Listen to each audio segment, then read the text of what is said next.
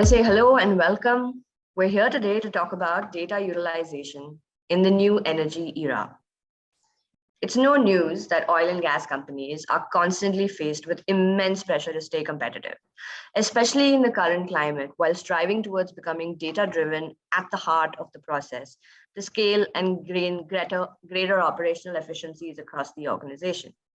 Hence the need for a logical data layer to help oil and gas businesses move forward towards a unified, secure, and governed environment to optimize the potential of data assets across the enterprise efficiently and deliver real-time insights.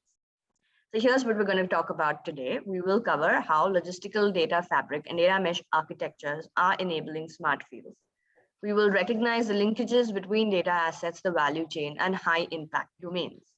We'll also be talking about how to process real-time streaming and IoT data for analytical and operational uses.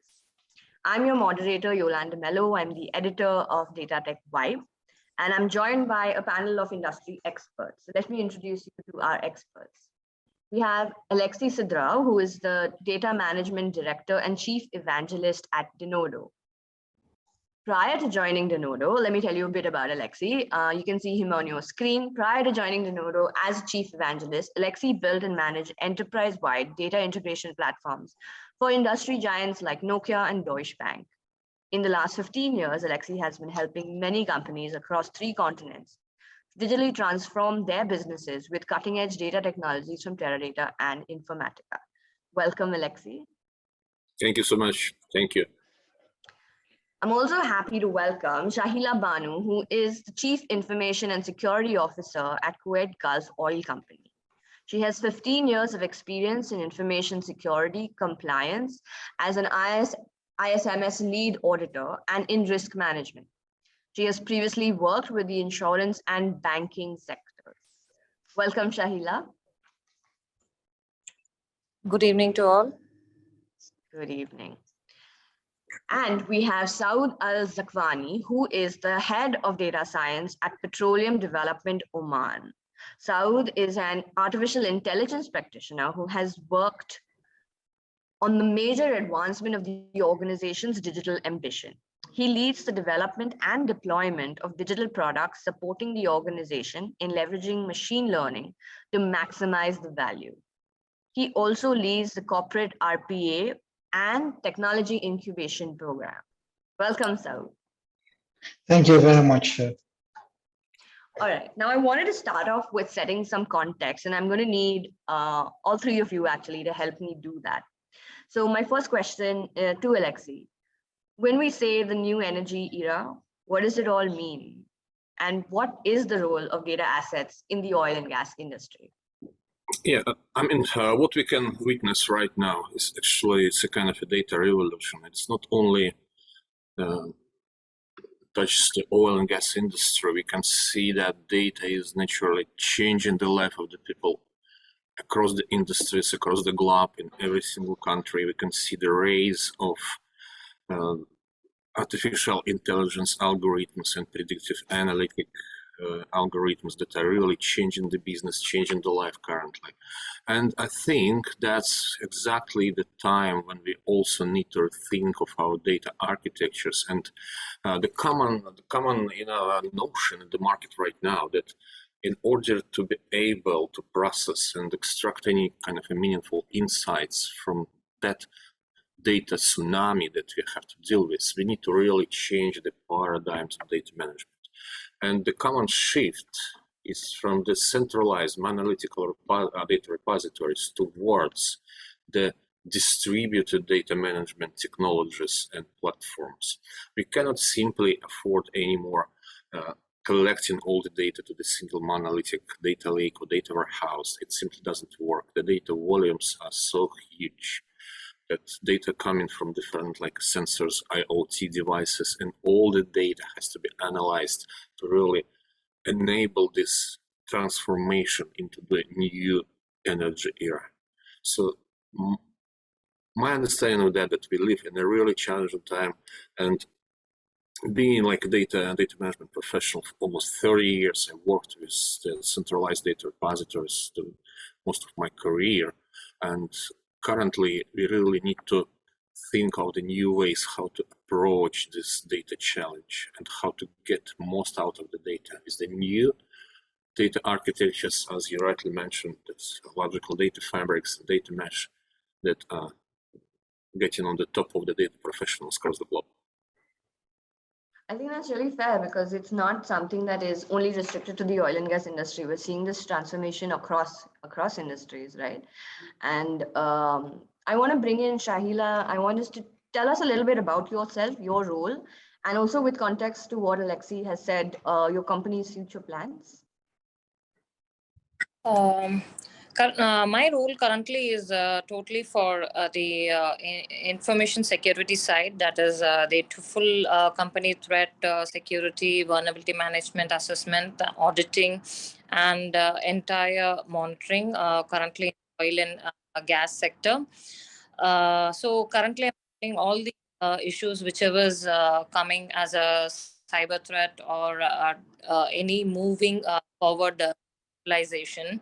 Okay, as I say, digital security from my company.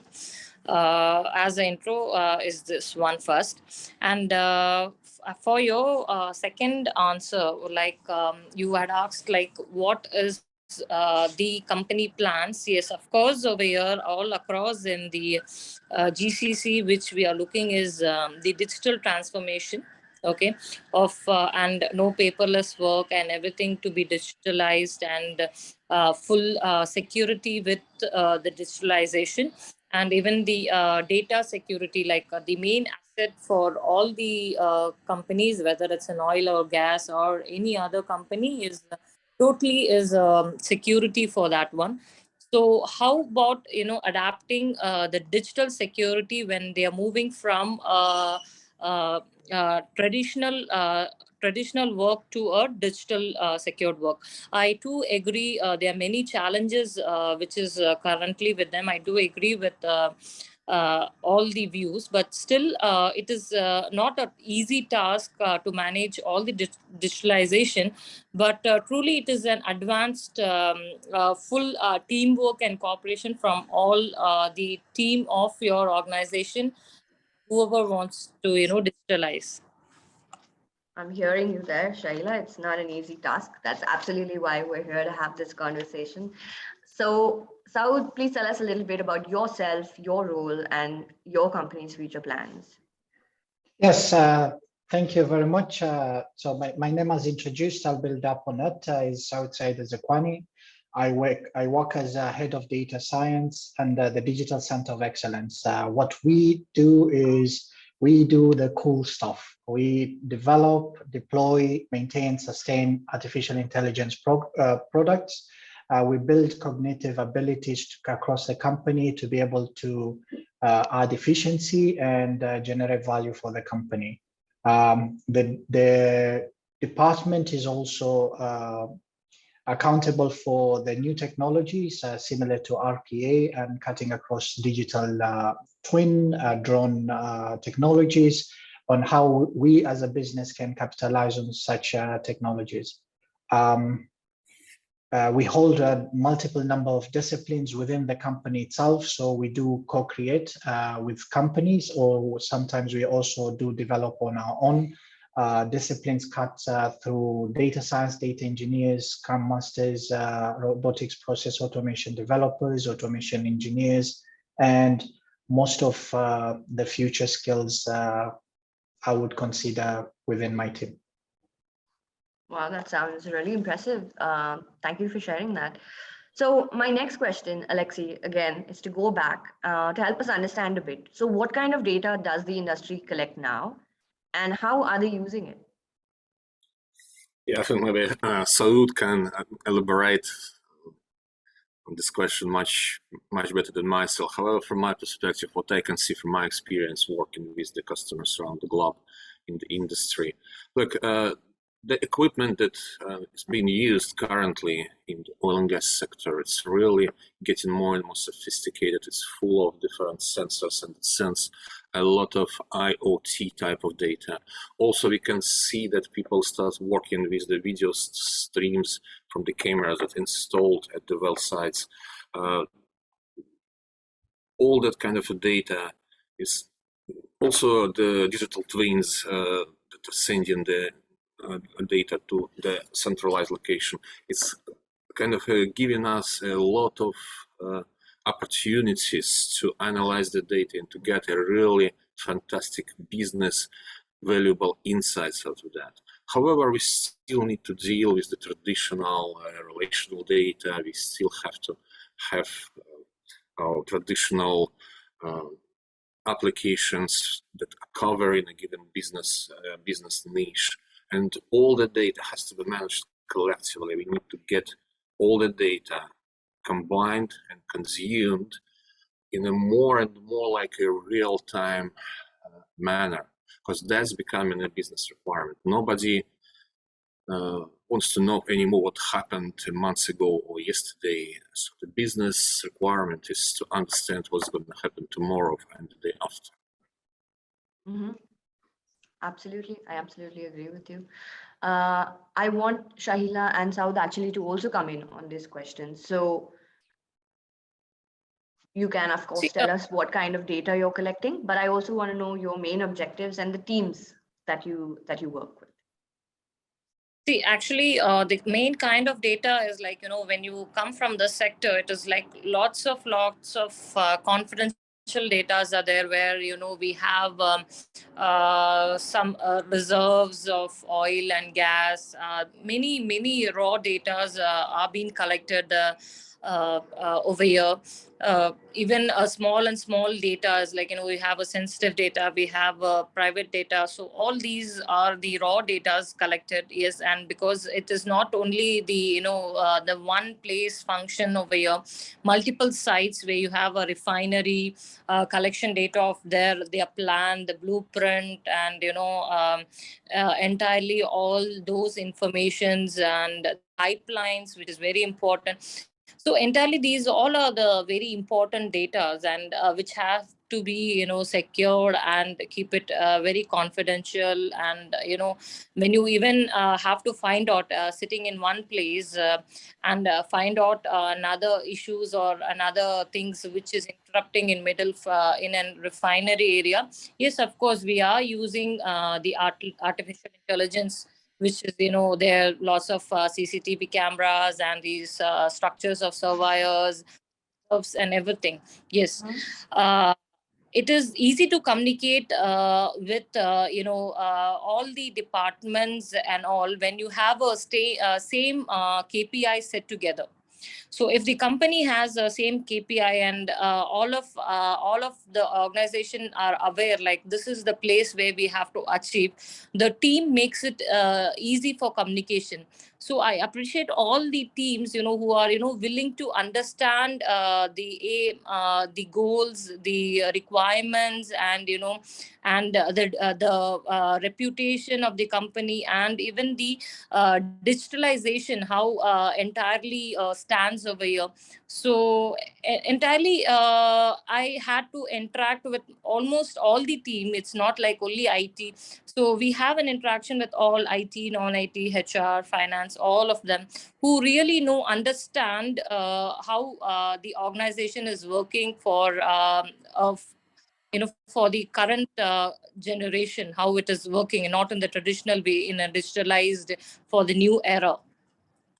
I think Shahila has also pointed out a good point that the way that we do business has also changed, right? I'm sure for the industry, that's a big one. But I think it means a lot of good things also. Saud, can I get you in here real quick about the kind of data that you are seeing and your main objectives and architectures that you have in place?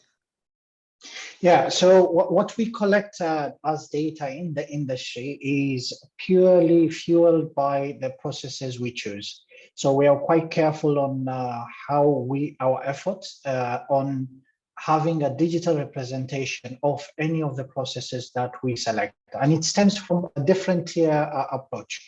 You have your vision, which you create strategies out of, very much aligned. Your strategies have to have planned implementations. Your planned implementation goes through what processes will get you there. So each and every level needs to be quite carefully sought out on what data would be able to give us the measures, the monitoring ability, and hopefully in future, even the efficiencies.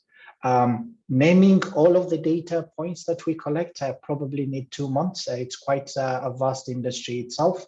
But I can say that for the past few years, or maybe 2 or 3 years, we've started collecting 60% of data we never used before. So this new data, which is fueling our artificial intelligence capability or cognitive capabilities that we are embarking on, is big, comes fast, and has complexities of being unstructured also. When it comes to the second point that you mentioned on collaboration, I think, of teams. So in collaboration, we also have a two-tier approach. One element is we operate on Agile, so most of our tribe that we form in addressing a project could be considered a merge between the mini IT and the business. So the project itself stems on the business objective of how we can address a specific use case. We build a team into addressing that project. That is project level. On the corporate level, we have programs on developing capabilities where that's across the entire organization, or when we are actually seeking steer, then we go through digital steering committees, part and parcel of our stakeholders who endorse and see us through our digital transformation. So depending on what we do and when we are doing it, our team collaboration does change. But overall, we do like to consider ourselves that we're collaborating with everyone. Yeah, absolutely. Yeah, absolutely. So, Alexei, I want to ask you, you have a lot of clients within the oil and gas industry and other industries. What is the business ask specifically for the energy sector? Look, it's again, business is business everywhere, right? And I would place the business ask to into like a 4 kind of categories. First of all, that's digital security. Absolutely, everybody wants the data to be protected, data to be secure, if needed, masked or like redacted. And this is the huge kind of part of our data science on its own. Another very important business asks that I can see, and specifically in the oil and gas industry, it's first of all, it's physical safety. There are a lot of projects that are using data with the only goal to provide the safe workspace for the people in the oil and gas industry, including video cameras, feeds, and all that stuff. And as always, every business, they want to increase the production and reduce the cost at the same time. And what has changed, in my opinion, in the last years, that now business actually trusts the IT organization, that our data scientists can contribute a lot in achieving all those business goals. For the digital security, for the physical safety, for the production increase, and for the cost reduction, business relies on the IT organization, providing them the kind of clues, the advices that can be only extracted out of those huge volumes of the data with the special mechanisms like artificial intelligence and machine learning algorithms. Going a little bit maybe deeper, also we can see that speaking about particular use cases, there are a lot of traction in the area of predictive and prescriptive maintenance right now, when you can analyze the data and you can predict when a given part of machinery can get broken and you better replace it up front. All that kind of business asks data really getting stronger and stronger right now, and there is a trust into the IT organization for that. However, the IT organization has to really provide all that distributed, diversified data in a kind of a single place for almost real-time analytics and real-time analysis. And the only way currently to achieve that is build a virtual abstract layer that would bring together all the data independently on the technology that sits behind. Bring all the data together in the form of a virtual layer becomes a single point of the access. There is no way anymore to move and collect all the data physically. That's the way to build something like a data swamp, right? When you're collecting the data and you that nobody use ever, and you're spending a lot of time moving that huge volumes of the data into the single centralized monolithic location.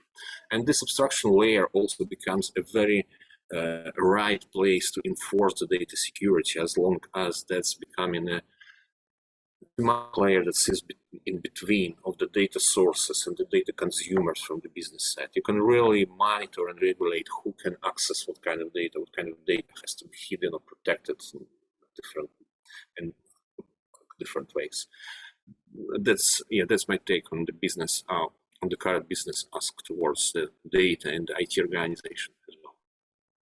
So I'm hearing a lot of benefits. I mean, for example, the example that you gave us about maintenance, and you can really reduce downtime in that way, right? Which means efficiency is going to go up. But I'm also, I want to talk to our other two experts about the challenges. So the industry challenges in turning raw data into actionable intelligence, because it sounds like the perfect plan. What are the challenges? The challenges in kind of security, because once when raw data is collected from an organization, is like they first before sharing the data, whether it is on cloud, whether it is on premises, the first question any organization asks is my data secure? Okay, so first of all, if the assurance is there that if that their data is secured in secured hands, we have multiple testing, we have multiple processes to make it secured, and privileges are managed and all.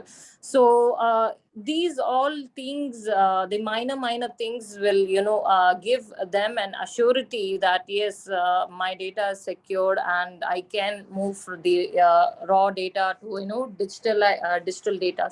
So it is firstly convincing of the organization for the security. What as I said is digital security. So how we are going to manage the digital security is the first one of the challenge.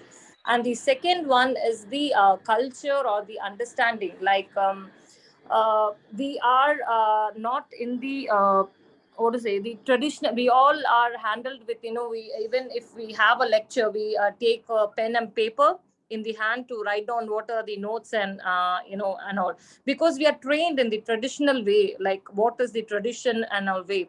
So bringing them the understanding what is the future and what is the present and the current, what are the future. So giving an dashboard and enhanced analysis and an AI intelligence, like this is possible. Even in some places, some organizations, or even in some restaurants and all, even the cooking is being checked whether the burger is cooked well or not through artificial intelligence. It's Right. like their camera, so telling them the enhancement of the new era, what is going to happen in future. These are the AI intelligence for each situations and everything. It can be managed, and if you go on with this artificial intelligence and all, and this will reduce your safety issues, this will reduce your downtime, you'll have lots of ROI, return of in. So one challenge is like change of culture. The main challenge is I think that's change of fair. culture. The main thing is the people element, right? Yeah, people. Yeah, so it is all hands on, like how you're going to do it from the current to the future. So the main challenges here is making them understand, train, aware, giving them the proper solution for the proper organization. So, and the security enhancement is main challenge I think that's really fair. Thanks for that, Shaila. I think so. The people and across stakeholders. So you're talking about organization-wide. You also need to look at parallel, right? Other teams and resources. Saud, I really want to get you in over here as the data science expert on our panel. What are the challenges that you see? Yeah, the lovely challenges. Turning raw data into actionable insight is an art and a science. The first challenge, which I would say would be focus. If you're not focused, you're probably going to be boiling an ocean, which you don't want to. And now data's availability, how big it is, you'll be looking at terabytes, while your actual actionable insight is quite limited too. So the first challenge is being able to focus on what you are actually trying to do while you actually follow a specific process. What do I mean by a specific process is an insight is not an outcome which is set to a specific milestone and that's it. What I mean is from raw data, how you process raw data to describing what your data is a milestone to start with. And that is achieved through reporting and some of the techniques we can actually, we are quite traditionally involved in. The second milestone, you move to diagnostic, where you ask how, why, and to understand exactly how that historical data is giving you a different actionable insight on what is actually happening on patterns.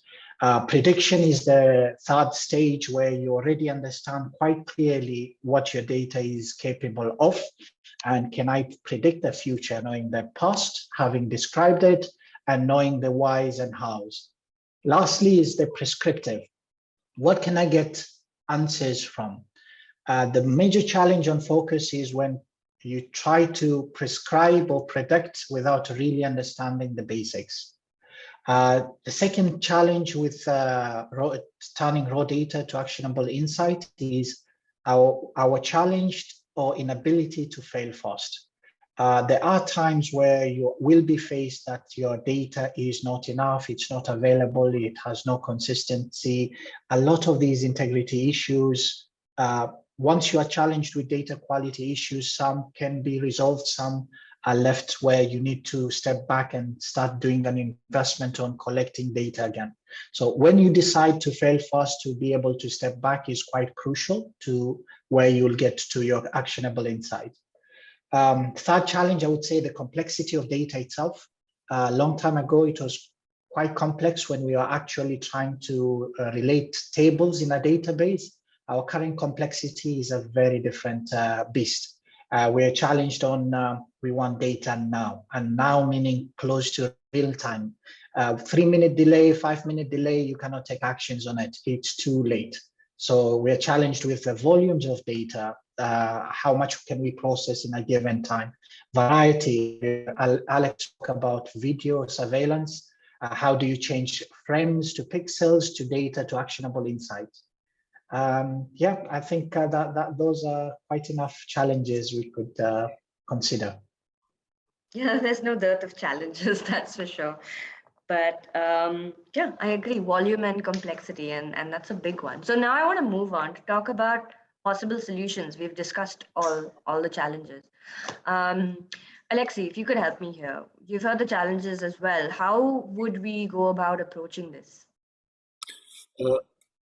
Look, really, that's my take on that, and my feeling that we're living in a very interesting time. The time when we need to change the mindset when we're approaching the data management. We need to go towards the future-proven data architectures that are naturally becoming decentralized right now. We should stop collecting the data to a single physical place and start connecting to the data and extracting the valuable insights from the data.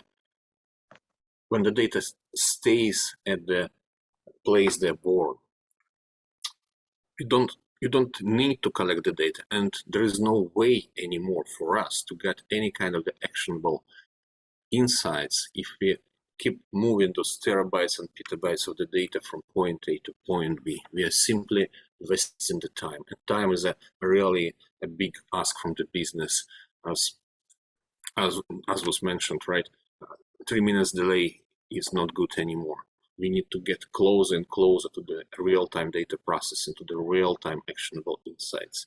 And that's only possible if you start looking into the distributed data architectures. And this mind shift from centralized monolithic data repositories to the distributed data management platforms, that's what we can see is taking the minds of the professionals across the globe. And we can see the rise of these logical data architectures, like a logical data fabric that addresses the data diversity from the technological standpoint. You have data in your traditional relational databases. You can have data in your analytical repository based on Hadoop.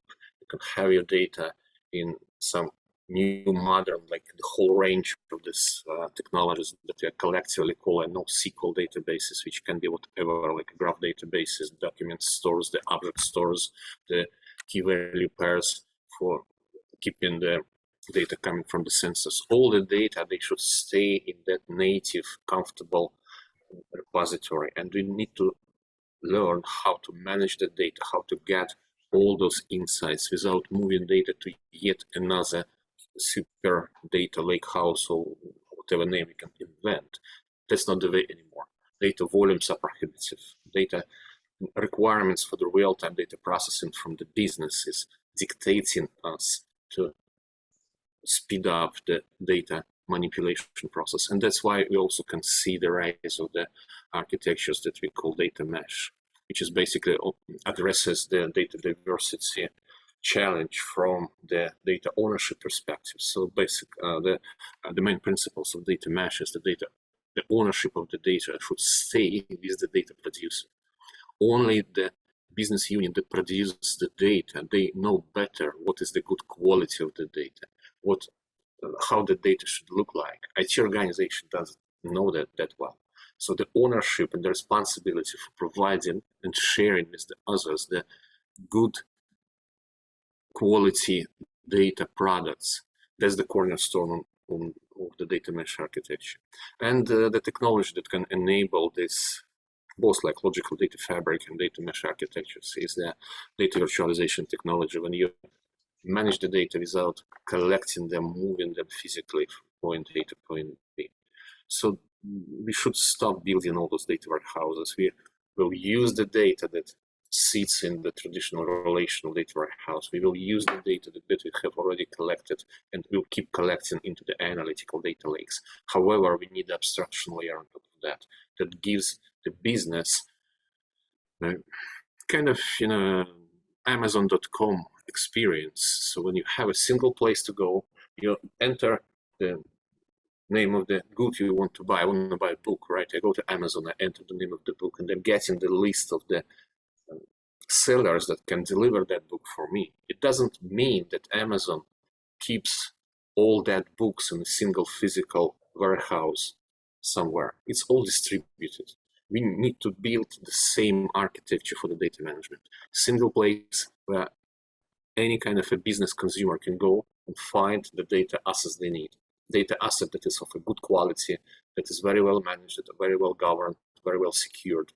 That's my vision on how where we are moving to and how to approach this modern challenges of the data management. So internally, you're saying as the team and anybody within the team should have as easy access to data assets as we do with, say, Amazon and ordering of e-commerce, right? Yeah, I think the impact in the organization is going to improve if that is much easier to deal with, for sure. Saud, I want to bring you in over here because like with what Alexei said, and I want your reaction to that. And definitely, we're talking about linking technology and analytic solutions with business processes, which is eventually, I'm sure, something that you deal with a lot too. So can I have your reaction on Alexei's suggestion and making it easier, that kind of thing? Yes, Amazon is definitely a good example, but then again, the minute you start understanding data ownership, who needs to have what access, for Amazon, it's quite a customer-based application, but from the oil and gas industry, each and every one of us has a level of authority on what data they can and they cannot have access to. And the minute you start adding that dimension, your platform becomes way more complex. The minute you start looking at more of these dimensions, and I'm sure Shahila would bring that security dimension to it also, then that complicates the entire platform. But from a technology point of view, on your question on how do we fit technology into business processes, in PDO, we do not do that. We do not look at technology on how it fits to the business. We do the opposite. We look at the business and how technology could support them. And that's a very key differentiator, because the minute you introduce a technology towards how it can help your business, you are investing in that technology, and you're also investing on how you're going to solve technology-related problems. But the minute you switch and you start looking on the other side of the coin, you understand your problem very clearly, and sometimes Microsoft Excel is the technology to solve your problem rather than you jumping into Oracle ERP databases. So yeah, a very good question. And I think the approach or the design principle on how organizations should approach is the business should always be the driver of what technology you need to adopt, and not the other way. That's a brilliant point. And Alexei, I think this is what I wanted to ask you in any case. So I'll mention something about the investment. And I think everyone is thinking about this right now, is how can companies ensure the return on investment for their technology investments, especially in this case? Look, as always, if you want to have a good return on investment, you want to invest into the robust and future-proven technologies, right? If you keep investing in the technologies that are like 40 years old, I don't think you can hope for the quick return on investment, if any. If you want to get the value out of your data assets, you really need to build something that is future-proven, the data architecture that will be used by your organization for the next like 10 years. And by going that way, we need to take this shift in this like a paradigm of something that we call the data gravity, right? There was a paradigm that we lived for decades and decades. So, okay, you want to get all the data into a single place, you want to build a massive data set, which starts attracting the smaller data sets, getting bigger, bigger, and bigger. And that was the way of managing the data for starting from the 80s of the last century. I've built myself my first data warehouse back in 2001 when I worked in Nokia Corporation in Finland. That was really great journey, great exercise that was very interesting at that time. However, if now we keep investing in this already legacy technologies and legacy approach to data management, then I don't think the return on investment will be achieved. We need to look forward. We need to choose the technology that can bring you the value today and tomorrow. I like the tomorrow part also. You're absolutely right, because it's changing so fast. So you need to have technologies that are future-proof as well, because things could change really quickly. Shahila, see you took a little walk there, but I'm glad to have you back. My question for you, which is about in regard to security, how do you deal with sensitive data organization-wide? See, actually, for a security side, what I would say is first, we need to understand what are the data. Like, first, the classification of data is very important, which is to be secured, which is private, which is public, which is very sensitive data. So if you manage the data classification in the whole and the scope, like what are the scopes inside my organization, what is the network, what is the server, from where the data leakage is there. Once you take in charge of all these things, then you will find the data security as very easy to secure things. And even when you're switching to the digital platform, the cloud security is always all the cloud secure, whether it's Azure, whether it's AWS. So they all have their own security level, which is based over there. So understanding these security and compiling your data with them as such, with all the assessment and protection, is easy when you know and understand what is the scope, where I have to stand in next 1 year or 2 year, and where is the data science going to be, and how the world is changing to digital. If you know all these entirely, it will be entirely very easy kind of thing to do it as a security. Okay, thank you for that, Shaila. Saud, I do have a question for you, which is about promoting data democratization. And I also was curious if you do participate in any open data initiatives.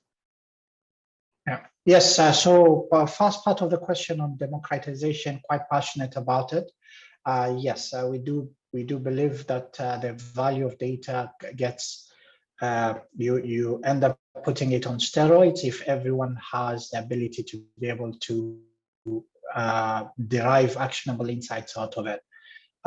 We do democratize, we do have technology platforms on how we can get data to the customer as soon as a click or two within the company itself.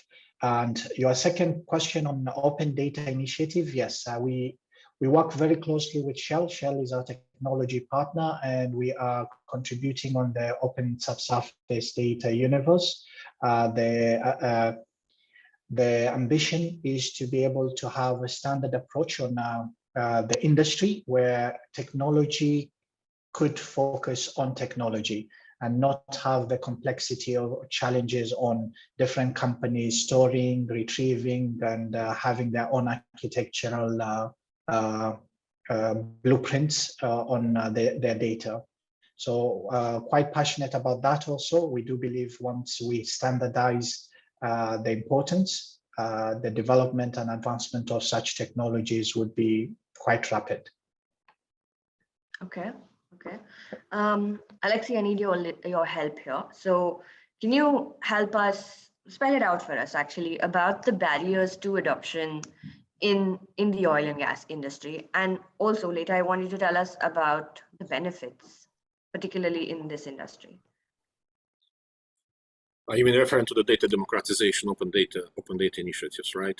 So yeah, I mean, definitely the biggest barrier here is that fear, right? People wants to keep data secured and protected, and people doesn't want to share the data just because of the fear of sharing the data they should not share or they cannot share.